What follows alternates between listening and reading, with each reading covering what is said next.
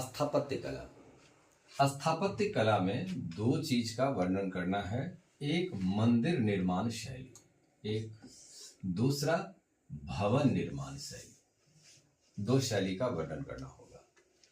मंदिर निर्माण शैली में पिछली क्लास में चर्चा भी हुई है कि मंदिर का 5 फेज गुजरा है, धीरे धीरे मंदिरों की विकास भी हुई। इसमें 3 शैली मेजर चर्चा आई, जिसमें से नागर शैली, द्रविड़ शैली और बेसर शैली। नागर और द्रविड़ शैली दोनों जुड़ गई तो बेसर शैली बन जाती है। उसके बाद इस 3 शैली के बाद एक अब मंदिर निर्माण में जो एक बात उसमें और जोड़ लेने की बात होगी कि इंडो इस्लामिक और यूरोपियन। भारत में था इंडो इस्लामिक, जब हमारे देश के भीतर में मुसलमानों का दौर जारी हुआ तो उसने जो कला को बिखेरा और अंग्रेज जब भारत में आ गया तब भी हमारे कुछ मंदिरों का निर्माण हुआ। तो इस तीनों का प्रभाव पड़ा तो आधुनिक मंदिर का निर्माण इस शैली में हुआ।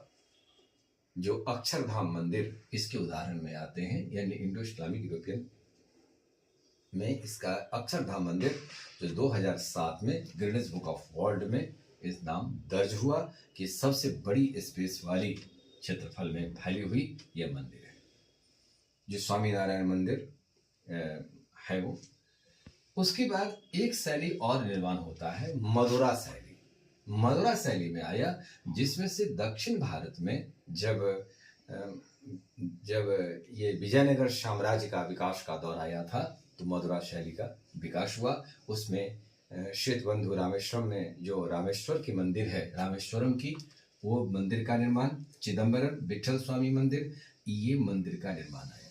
तो मंदिर निर्माण हम लोग प्राचीन भारत में 3 शैली का विकास हुआ, मध्यकाल और आधुनिक काल के बीच में आकर के, चूंकि मध्यकाल में मंदिर का निर्माण तो हुआ नहीं, तो उसमें फिर यह इंडो इस्लामिक यूरोपियन आ गया और 5वां में मदुरा शैली का विकास हुआ। इस शैली के साथ ही आया नागर शैली, उत्तर भारत की मंदिर है बनाई गई। द्रविड़ शैली दक्षिण भारत की शैली है। इस प्रकार की शैली के निर्माण में उसकी चर्चा पीछे क्लास में हुआ कि शैली की क्या विशेषताएं हैं। स्थापत्य शैली में देखना है कि क्वेश्चन शॉर्ट में आ रहा है कि लॉन्ग में आ रहा है। शॉर्ट में यदि आ रहा है तो इस शैली की विशेषता देकर के उदाहरण में ये सब इमारतें बनाई गई है, इसको दे देना है। यदि लॉन्ग क्वेश्चन में आएगा तो उसमें बहुत बृहत मात्रा में तब आपको लिखना पड़ेगा, क्योंकि 38 नंबर आता है तो उसमें पूरी विशेषता के साथ साथ किसने स्थापत्य का विकास में योगदान दिया, कौन कौन के शासकों ने किया, चाहे वो मुगल शासक हो या दिल्ली सल्तनत के सुल्तान हो। तो अब यहाँ भवन निर्माण शैली में आइए कि दिल्ली सल्तनत कालीन स्थापत्य में जिसमें से क्या विशेषता थी, इस शैली को ही वर्णन कर, नंबर आपको इसी पर नंबर मिलने वाला है। इसको आपने कितना बखूबी तरीका से उसको संभाल करके लिख रहे हैं। इसमें से दिल्ली सल्तनत कालीन में इंडो इस्लामिक शैली कहा जाता है। पहले बात इंडो इस्लामिक शैली में आया, भारत के कुछ मंदिर की जो शैली थी ये शैली भी इस भवन निर्माण में आ गई, और दूसरा इस्लामिक था, इस्लाम धर्म को मानने वाले थे, तो दोनों शैली को मिला करके इस शैली का निर्माण हुआ। प्रयोग की जाने वाली वस्तु में होता था वो सीमेंट का, गारा सीमेंट होता था, चूना होता था, इसका प्रयोग होता था। उसके बाद कुछ अन्य वस्तुओं का भी प्लास्टर के रूप में उन्होंने यूज किया था। उसके बाद ये मेहराब बनाया जाता था, गुंबद होता था, ऊंची मीनार होती थी, दागदार छत होता था, और अरब से ये गुंबद चीज लाया जो कि हमारे इस्लाम की मस्जिदों में आ गई। गुंबद में एक बात हमेशा ध्यान रखें कि जीवंत वस्तु का प्रयोग मध्यकाल के बड़े बड़े स्मारकों पर नहीं हुआ, स्थापत्य में नहीं हुआ, जीवंत वस्तु से दूर रहा, क्योंकि इस्लामिक व्यवस्था का प्रभाव बढ़ जाने के कारण शासक की जैसी सोच होती है उस हिसाब से अपनी शैली का निर्माण किया। तो जीवंत वस्तु का चित्रण इसमें नहीं हुआ। लेकिन एवक के काल में कुबतुल इस्लाम मस्जिद बनाई गई, 2.5 दिन का झोपड़ा बना, कुतुब मीनार कुतुबुद्दीन बख्तियार काकी के सम्मान में बना गया। ये इतिहास हो गई। कुतुब मीनार दरअसल एवक ने शुरुआत किया और इसका पूरा निर्माण कार्य इल्तुतमिश ने किया। तो इसका जो प्रभाव है इसमें एवक द्वारा बनाए गए यह चीज है। दूसरा जिसमें कुबतुल इस्लाम मस्जिद, 2.5 दिन का झोपड़ा, कुतुब मीनार, इल्तुतमिश का मकबरा, इल्तुतमिश स्वयं अपने काले बनाया था, सुल्तान घंटी का मकबरा, हौज सख्सी, शमसी ईदगाह, ये इस पर इसका इस्तेमाल था, इस कला का विकास किया गया था। बलबन ने स्वयं अपने रीजन में मकबरा बनाया था। खिलजी में अलाउद्दीन खिलजी ने सिलजुक एक पद्धति को अपनाया था जो उसकी मेहराब के रूप में इसकी इस्तेमाल होती थी। संगमरमर का भी धीरे धीरे इस्तेमाल होने लगा था, वो अलाउद्दीन खिलजी के समय से आया। मेहराव के निचली क्षेत्र में वह एक अर्ध किला कली जो कमल की होती थी वो झालर के साथ बनाए जाते थे और एक नक्काशी के साथ बना था, देखने में उसकी सुंदरता बढ़ जाती थी। इन्होंने इस कला के विकास किया।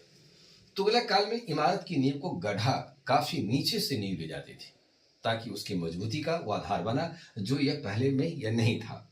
दूसरी बात है कि दीवार मोटी होती थी, ईंट खुरदरे पत्थर का प्रयोग इसका प्रयोग की जाती थी और नुकीले उसका गुंबद होता था। नुकीले गुंबद का प्रयोग इस्तेमाल तुगलकालीन समय में हुआ है। इस प्रकार से दिल्ली के सुल्तानों के समय के रीजन में इस प्रकार की कला का विकास हुआ था, जो इस सल्तनत काल की स्थापत्य कही जाती है।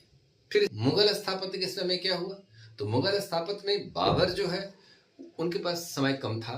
1526 में मुगल वंश की स्थापना होती है, तो 30 में आकर के वो दुनिया को छोड़कर चले भी जाते हैं।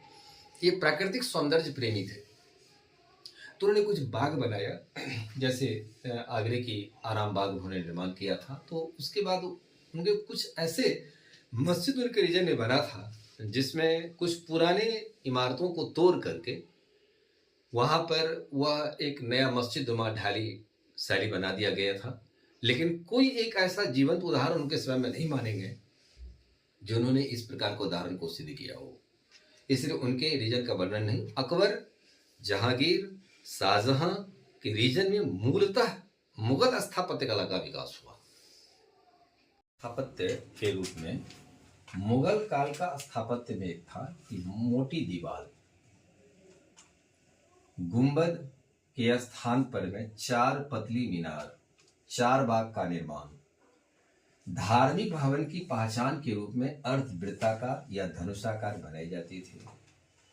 इसके बाद इसमें लाल वलुआ पत्थर का भी इस्तेमाल हुआ, संगमरमर का इस्तेमाल हुआ। संगमरमर में मकराना संगमरमर का इस्तेमाल, जो मकराना राजस्थान में है वहां से लाया जाता था, इसका इस्तेमाल हुआ है। गैर धार्मिक भवन में सहतीर पद्धति जो अकबर ने शुरुआत किया था, इस पद्धति का उन्होंने इस्तेमाल किया। मेहराब पर सफेद संगमरमर, पंचमहल में बौद्ध कला का प्रभाव को ही रखा गया। इसलिए इस काल में इस स्थापत्य में इंडो कला का भी रूपरेखा था और इस्लामिक कला का भी रूप, इंडो इस्लामिक कला का प्रभाव था इस मुगल काल में। जहांगीर ने पितरा द्वारा का सबसे अधिक इस्तेमाल किया। एक बात तो दौला मकबरा में सबसे अधिक पितरा द्वारा का इस्तेमाल हुआ। इसका इस्तेमाल करने से वो देखने में उसकी सजावट, सुंदरता दिखती थी। शाहजहां के समय में सबसे अधिक मकराना संगमरमर का इस्तेमाल हुआ। वहीं लाल वलुआ पत्थर का भी इस्तेमाल हुआ, जैसे दिल्ली का लाल किला में लाल वलुआ पत्थर से बना। उसके बाद लाल वलुआ पत्थर से बनने के बाद उसमें एक मोती मस्जिद है जो औरंगजेब के समय बना, जो मकराना संगमरमर से ही बनाई गई है। दीवाने खास, बेगम की महल, ये सब शाहजहां के द्वारा ही उसके अंदर बनाया गया है। लेकिन मोती मस्जिद लाल किला का दिल्ली स्थित वो औरंगजेब के द्वारा बनाया गया, जो दीवाने खास के जस्ट बगल में।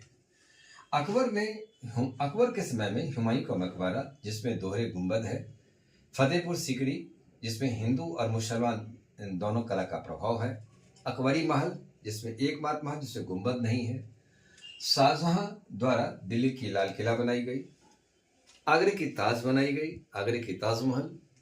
और इसमें सबसे बड़ी बात था कि जमा मस्जिद जो दिल्ली में बनाया था उसमें 3 गुंबद है और 3 गुंबद में बीच वाला गुंबद को बड़ा गुंबद बनाया और दोनों गुंबद समान साइज की बनाई गई है। इस प्रकार से मुगल काल का स्थापत्य इस रूप में था। और भारत में जब प्रांतीय शासक थे, प्रांतीय शासक ने भी अपने इस कला को कुछ अपने तरीके से उसको ढालने का प्रयास किया, जिसमें आगरे की जो ये कलकत्ता में जो बंगाल में जो होता था उसमें ईंट का प्रयोग ज़्यादा हुआ, पत्थर का प्रयोग कम हुआ है वहाँ के स्थापत्य में।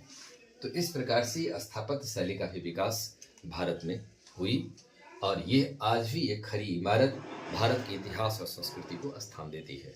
भारतीय संविधान के अनुच्छेद एक्ट 49 कहता है कि अंतर्राष्ट्रीय स्तर के घोषित स्मारक, स्थान, वस्तु की संरक्षण और उसकी सुरक्षात्मक व्यवस्था देने का काम भारत सरकार की जिम्मेदारी बनती है। इसलिए किसी भी इस प्रकार का जो अभी हमारे जो भी अस्तित्व में बचा हुआ है, इसको किसी प्रकार से नष्ट नहीं किया जा सकता है। वो हमारा इतिहास है, वो मेरी संस्कृति है। उस स्थापत्य का प्रभाव आज वर्तमान जनमानस को भी संदेश मिलता है। इस इतिहास को समझने में सहायता मिलती है कि ये स्थापत्य यह बताता है कि उस समय के शासकों का आखिर क्या चिंतन था, किस प्रकार का निर्माणकारी सोच रखते थे। इस सोच को भी हम समझने का प्रयास करते हैं।